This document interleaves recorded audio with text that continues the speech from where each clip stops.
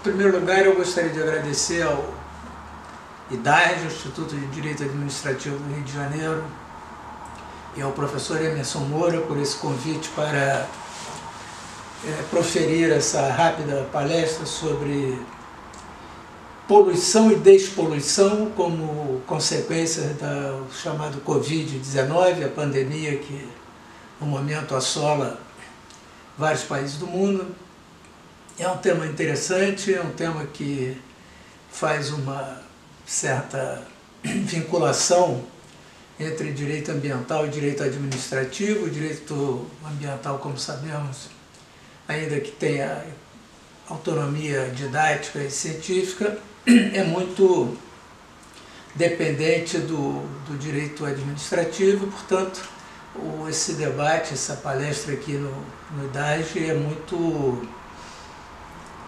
oportuna num momento como esse e, de certa maneira, ajuda as pessoas a se manterem ativas nesse período de retiramento forçado. Perdão. O que nós precisamos ver é que essa pandemia, a expansão de vírus e, portanto, de doenças que hoje atingem o mundo inteiro, tem várias repercussões,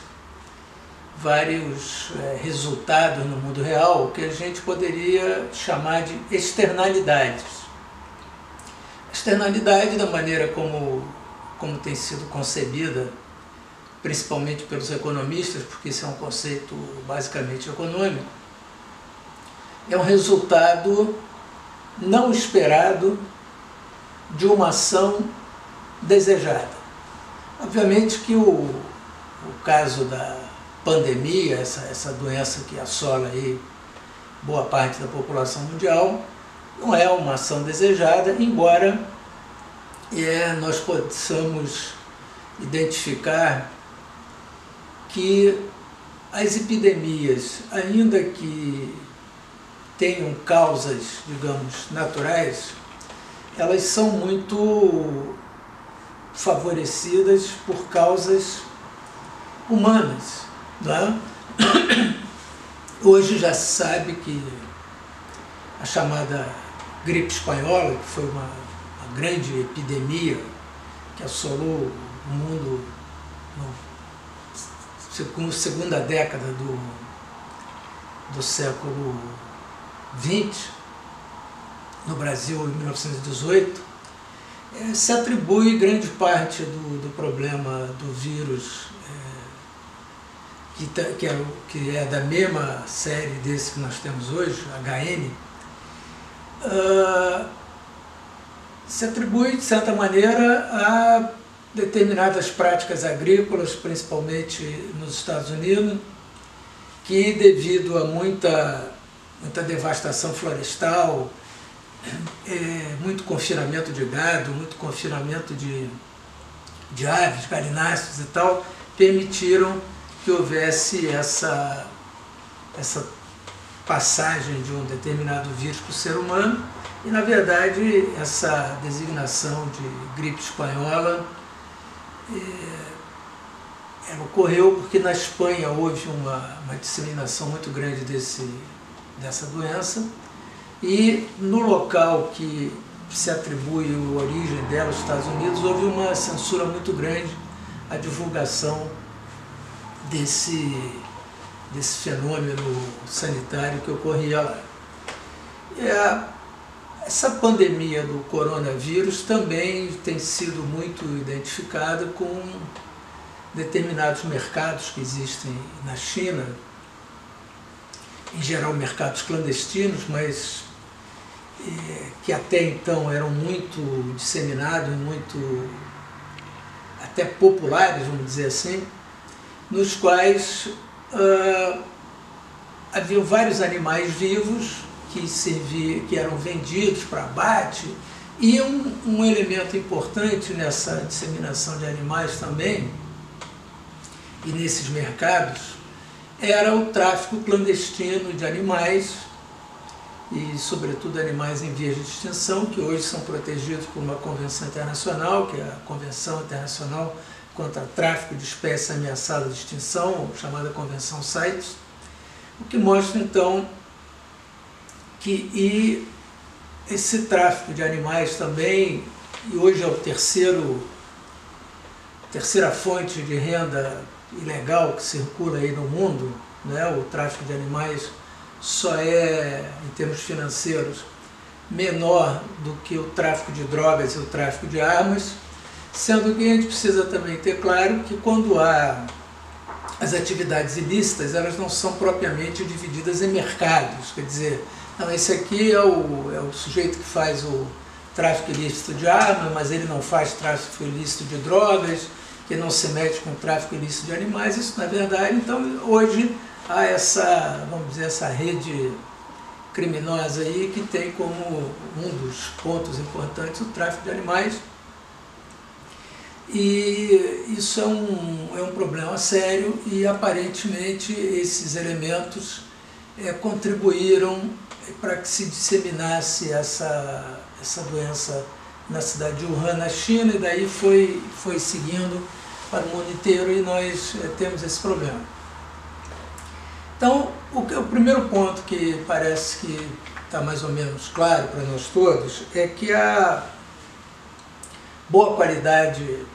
do meio ambiente, um equilíbrio ambiental adequado,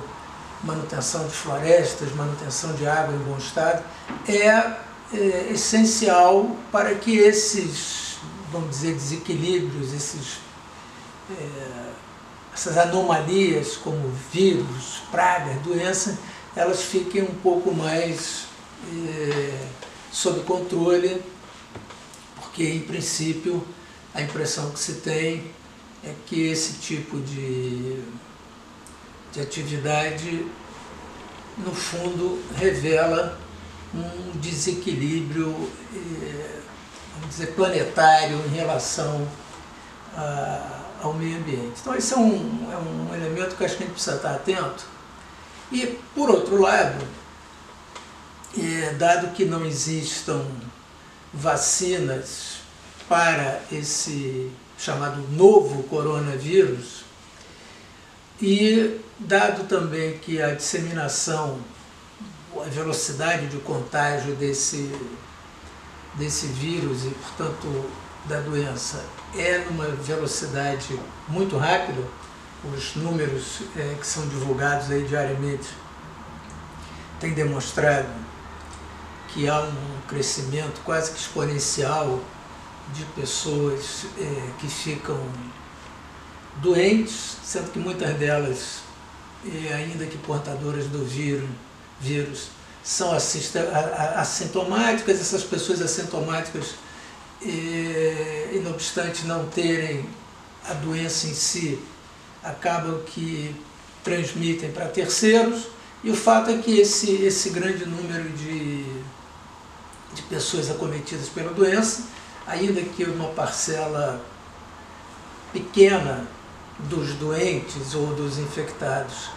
de fato tenha problemas graves e até gravíssimos, dado o grande número de pessoas, isso gera uma situação de desbalanço e de colapso nos sistemas de saúde do mundo inteiro. Nós temos acompanhado isso, e não é privilégio de país A, B ou C, nem de cidade A, B ou C, embora, obviamente, as condições locais dos sistemas de saúde, de saneamento, de atendimento à população, saúde geral do povo de um determinado país, sempre terão repercussões no resultado final da doença, impactando positivo ou negativamente o número de vítimas fatais desse malsinado coronavírus Covid-19. Mas o fato é que, dado que as pessoas precisaram ficar mais recolhidas nas suas casas e, portanto, houve uma queda significativa da atividade econômica no mundo inteiro, imagina-se que ao fim desse período do que tem se chamado de quarentena ou isolamento social, a economia mundial provavelmente entrará numa situação de recessão muito grave. Mas no assunto que nos interessa, que é as questões do meio ambiente, o que se verificou através de dados de satélites, medidas que foram feitas por diversas instituições científicas, houve uma diminuição muito importante da poluição atmosférica, da emissão dos chamados gases de efeito estufa, e a partir disso uma melhoria geral nas condições de poluições de grandes cidades. Existem vários mapas e desenhos que circulam pela internet que têm demonstrado isso. Bom, e vejam que exatamente antes desse problema todo acontecer, uma das grandes discussões que havia no meio que tem se dedicado ao estudo do meio ambiente, ao direito ambiental e mesmo à política e economia internacional, era em relação às chamadas mudanças climáticas globais e a necessidade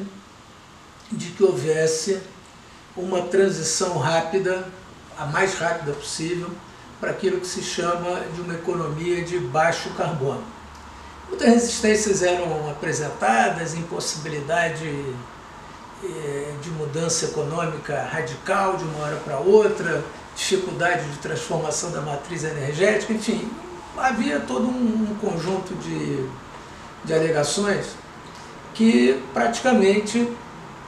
transformavam numa impossibilidade, pelo menos do ponto de vista político e pragmático, que se pudesse fazer essa transição muito rapidamente. Mas aí, como uma espécie de uma ironia, nós tivemos aquela figura que, quando se estuda direito administrativo, direito civil, é quase que uma figura retórica, uma figura puramente acadêmica, eram puramente hipóteses, né? A força maior, aquele act of God, que de repente, por conta desse vírus, a economia mundial praticamente entrou no shutdown, e aí o que nós vimos é que aquilo que era impossível, aquilo que não se considerava como factível, que era a redução de gases de efeito estufa, de fato aconteceu. E um outro fenômeno também curioso que se tem observado é que, muito rapidamente, vários sistemas naturais começaram a dar uma certa amostra de recuperação, ainda que algumas fake news tenham surgido em relação a esse fato. Vamos dizer assim, uma das que ganhou mais destaque em termos de fake news foi o aparecimento de golfinhos em Veneza. Isso de fato não aconteceu. Esses vídeos que circularam sobre isso dizem respeito a outro lado do Mediterrâneo, acredita-se que é próximo da ilha de Capri e não em Veneza. Mas, de qualquer maneira, essa discussão é interessante, porque nós temos visto que em determinados lugares a qualidade das águas melhorou, a qualidade do ar melhorou, os dias têm ficado mais claros por menos poluição, o que mostra então que, ainda que, e aí isso é uma externalidade, né, porque foi um efeito, digamos, desejado, estou usando a externalidade aqui apenas como um modelo de raciocínio, mas um efeito desejado que nós sempre buscamos foi a diminuição da poluição, mas a causa que deu origem a isso não foi uma causa humana, foi uma causa, quer dizer, foi humana mediatamente, não imediatamente, porque obviamente que essa necessidade do isolamento social ela teve como uma consequência, como um efeito colateral, a diminuição da atividade econômica, diminuição de atividade fabril, diminuição de circulação de carros, e com isso nós pudemos baixar bem a poluição. Mas aí também tem uma questão que a gente precisa se preocupar e pensar um pouco sobre isso, com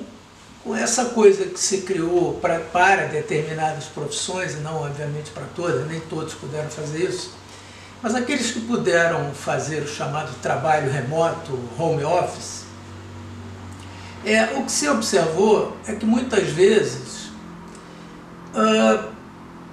nós não temos de fato necessidade desse excesso de deslocamento, nós não temos de fato necessidade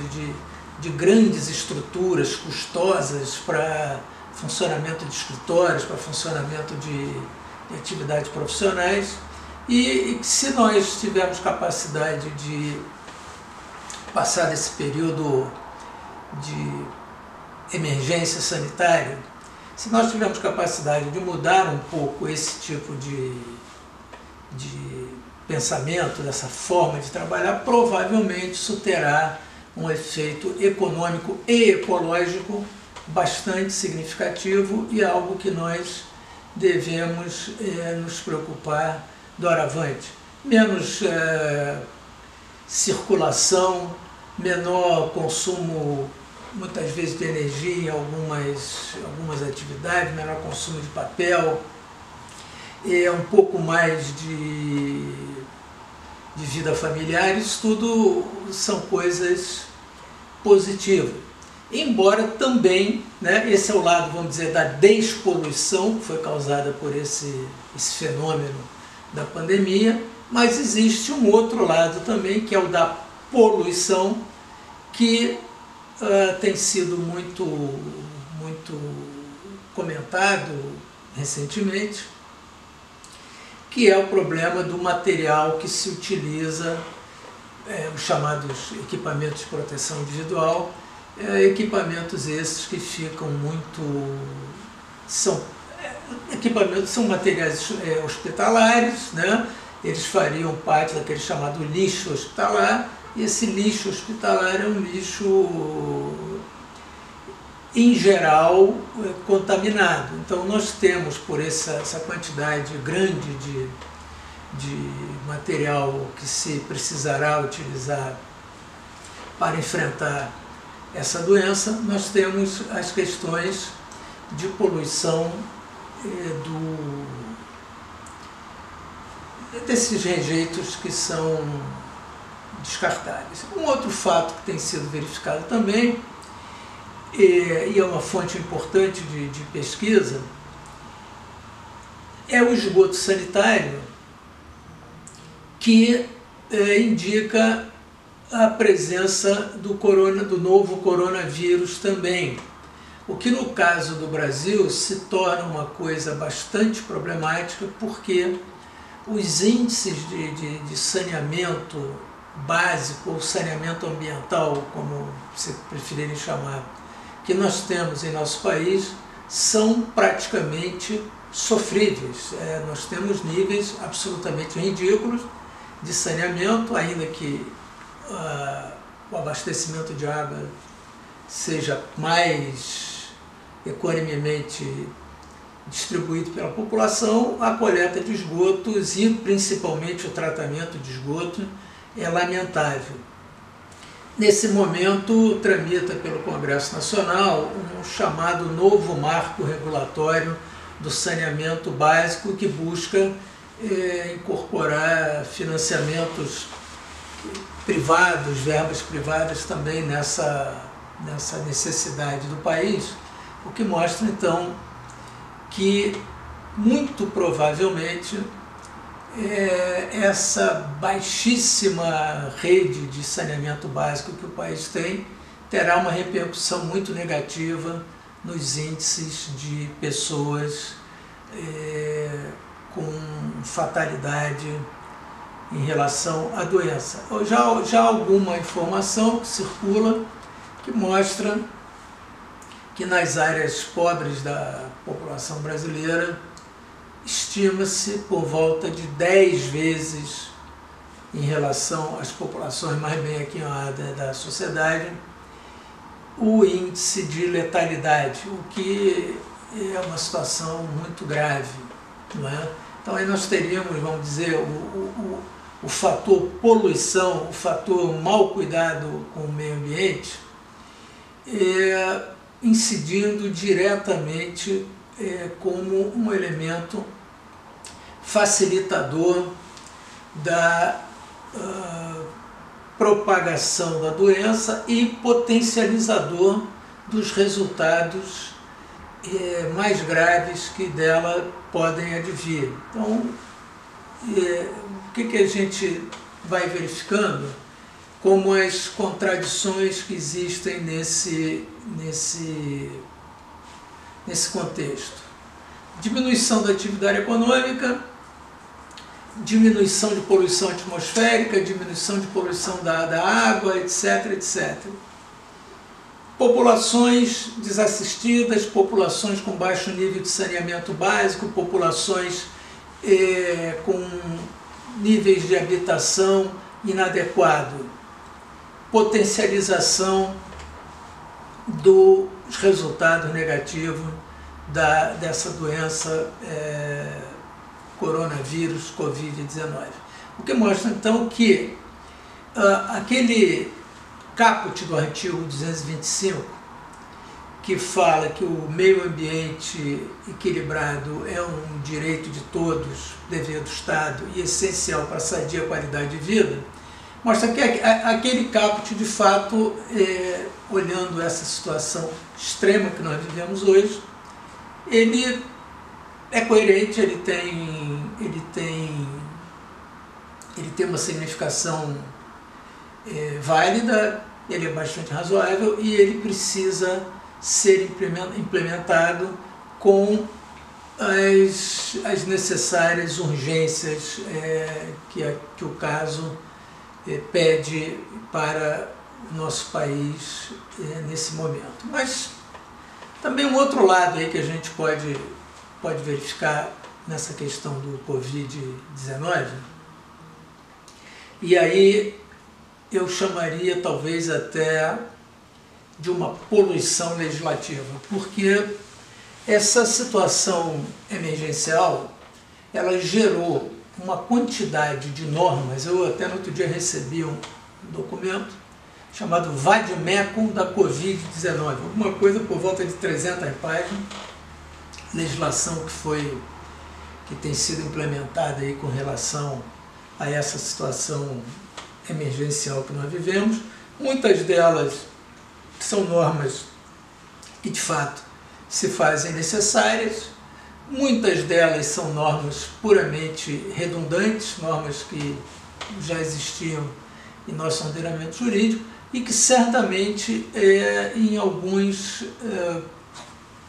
tempo à frente, quando essa situação tiver sido regularizada, nós vamos também voltar por aquela questão aparentemente teórica, mas que se tornará prática dentro do mundo jurídico, que é a questão da legislação temporária e dos efeitos que ela pode ter ao longo do tempo.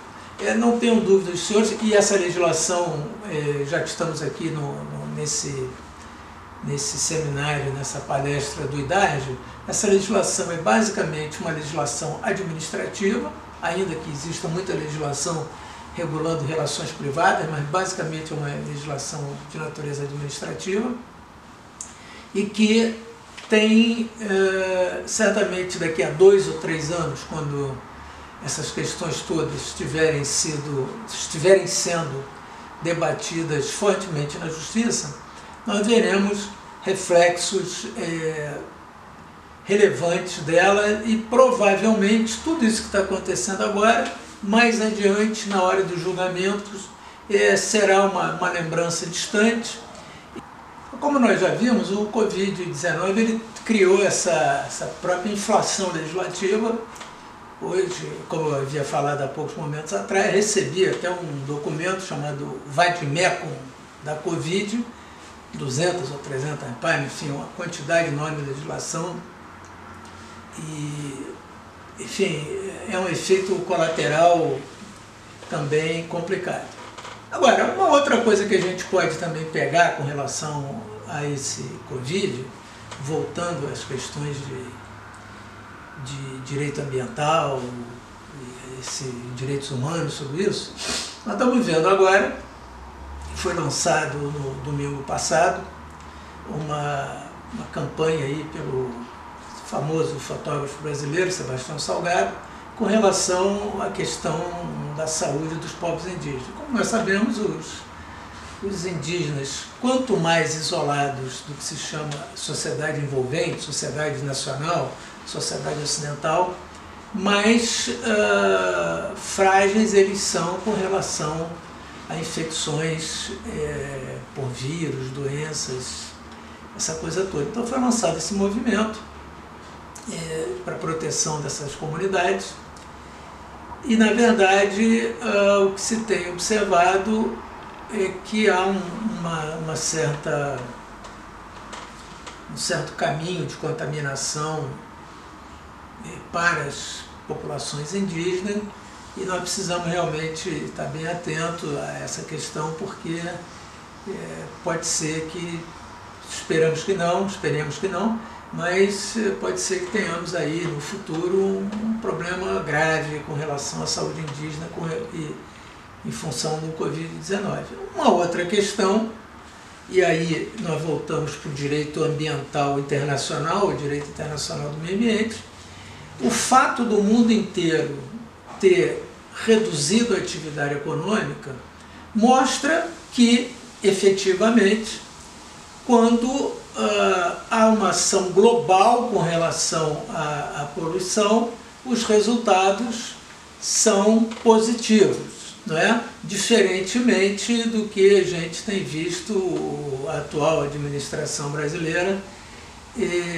com essa política que chega a ser até risível em termos ambientais e de política externa, quando atacam tratados e organismos internacionais como se estivessem interferindo na soberania nacional, sempre lembrando que o Brasil, e assim como os demais países, assinam os tratados internacionais porque querem, ninguém é obrigado a assinar, se delegam algumas atribuições a essas organizações internacionais em benefício de todos e, obviamente, dentro dessas questões como de saúde pública internacional, proteção do meio ambiente internacional, se não houver uma coordenação feita por um ente supranacional, dificilmente nós conseguiremos chegar a algum tipo de resultado, não é? Então nós precisamos, de fato, ver que essa chamada Covid-19, por conta dessas externalidades, né, desses resultados inesperados da ação, ela, como tudo na vida, ela tem produzido alguns fatos que eu não diria propriamente benéficos, tendo em vista o contexto que nós estamos, seria até alguma coisa de péssimo gosto dizer que felizmente a poluição diminuiu, não é disso que se trata, mas o que se está claramente vendo é que é possível que a poluição, vamos dizer assim, que a saúde pública, é possível que isso tudo melhore, dependendo de uma ação política que nós tomemos, de uma ação política que se expressa através de normas de direito ambiental, normas de direito administrativo, que são fundamentais para que a gente possa superar esse momento difícil que nós atravessamos, assim como foi superada a peste bubônica, assim como foi superada a gripe espanhola e outros, gripe suína e o SARS também foi uma epidemia aí forte que nós tivemos, meningite e tantas outras, né? Eram essas as palavras que eu tinha a trazer aqui para vocês. Mais uma vez quero agradecer ao IDARJ por essa oportunidade da gente conversar um pouco sobre esses temas que envolvem saúde pública e direito ambiental. Agradecer também ao estimado amigo professor Emerson, que é o diretor acadêmico do IDARJ, por esse convite para que nós trocássemos algumas palavras e pudéssemos movimentar as pessoas nesse período difícil que o mundo e a sociedade brasileira passam. Muito obrigado, até a próxima. Fala de novo essa última parte. Tá, E no final, não fala correndo, muito obrigado, até a próxima. Fala mais devagar. Tá. Então, enfim, essas eram as palavras que eu tinha a trazer aqui para vocês sobre esse tema do Covid-19. Agradeço ao IDARJ